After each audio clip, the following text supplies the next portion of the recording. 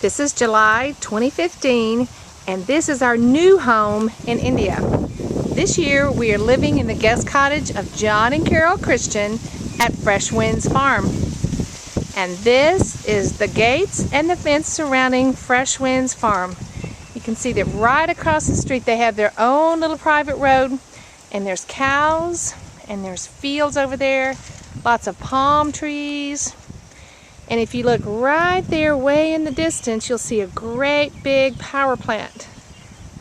Great big factories over there and all kinds of stuff. But between us and that plant is the ocean backwater. And about 20 miles north of here is the inlet where the ocean, the sea, comes in through a river, and it flows all back behind John and Carol's home at Fresh Winds. So we are actually living on a peninsula right here where we are. This is the back side of the peninsula, and you can see it's very beautiful here. Lots of palm trees. You see we have our own little palm trees right outside. Very, very tall, very tropical looking right here. And as I look over here, we see a field here with goats. Lots of goats, and there was just a few minutes ago, oh, there's the man, he's sitting down way over there. Look way in the distance past the goats, and you can see a man sitting with some cloth on top of his head with some shorts on. It's actually, his shorts are called a lungi. It's kind of like a skirt, and he has the cloth on his head because it's very, very hot here in India at this time of year, most time of year. And look, these goats have gotten outside and they're grazing up and down this road. There's a field right beside Fresh Winds Farm made out with a stone fence around it, but no one lives there. But here we come full circle back to the entrance of Fresh Winds Farm where John and Carol live. So we're going to walk inside and I'm going to take you on a tour of the farm. Looks very different than American farm, but we love it here at Fresh Winds. Okay, let's go inside. So we drive through these gates every day, and when these gates are closed and we drive up, John Christian will honk his horn, and a watchman, he's a caretaker, they call him a watchman, and he comes out, and he lives here on these grounds, and he comes out and opens this gate for us, and here's the farm from the front gate view right here. And right here, hanging in front of this gate, is the most valuable tree here in India. One of the most valuable trees. This is a mango tree. Can you see those mangoes growing right there? I'm closing the gate as I'm showing you the mango tree. Hold on just a second. Okay, hold on. Closing the gate. And so here's the mangoes. They love mangoes in India. It's their favorite fruit. And right now they're very large and they're green. Can you see how big they are? And but you don't eat them when they're green. They're not quite ripe, but they'll pick them when they start to get a little bit soft, and they'll turn yellow, and they love to eat them. Every Indian we know loves to eat those mangoes. And then we come to our favorite tree here in India, one of our favorite, another favorite, and this is called a flame of the forest tree. Can you see those beautiful red blooms on this tree? It's called the flame of the forest because of these beautiful colors. And as you're driving in India, we'll be driving along and we'll see a forest, and then right there in the middle of that forest will be something bright orange, and it's one of these flame of the forest trees. And if you look right down here on the ground in front of us where we've just come in are blooms from the flame of the forest tree all over. They don't have any smell, but they're just beautiful and we love them. And look who I see coming.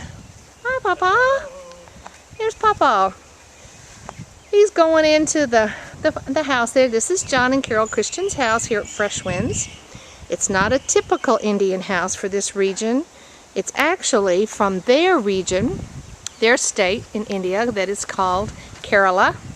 We are living in the Tamil Nadu state of India now. We're over on the east side by the sea.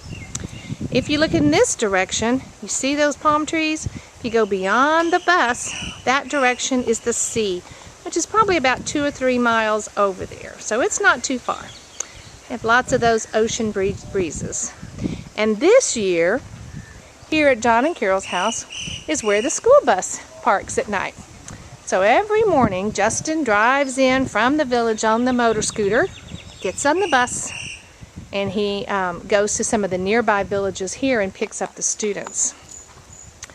A few new things at the school this year, and there's not enough room for the school bus there at the school, so we park it here overnight, and Justin gets in and drives this bus.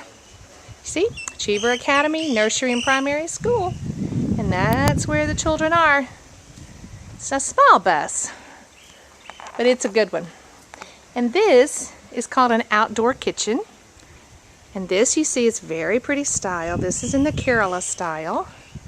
And we have outdoor kitchens sometimes in India. Some houses do, because it's so hot that if you cook inside, it really heats up your whole house.